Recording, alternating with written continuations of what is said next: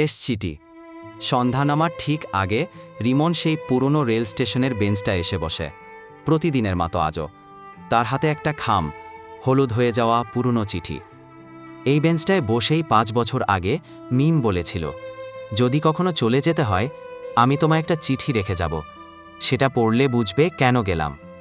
মিম সত্যিই চলে গিয়েছিল, হঠাৎ একদিন, কোনো কথা না বলে, বিদায় না নিয়ে।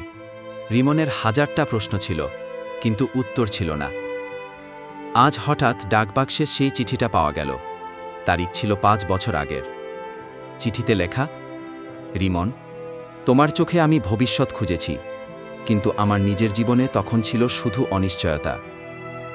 আমি জানি চলে যাওয়াটা সহজ ছিল না, তবু গিয়েছিলাম, কারণ তোমাকে ভালোবেসেছিলাম। ভালোবাসি এখনও, কিন্তু ভালোবাসা মানেই সঙ্গে থাকা নয় সব সময়। যদি কখনো এই চিঠি পাও, জানবে তোমার প্রতিটা মুহূর্ত আমার হৃদয়ে গেঁথে আছে। এটাই আমার শেষ চিঠি, মিম। রিমন চিঠিটা বুকের কাছে চেপে ধরে, চোখে জল, কিন্তু মুখে এক চিলতে হাসি।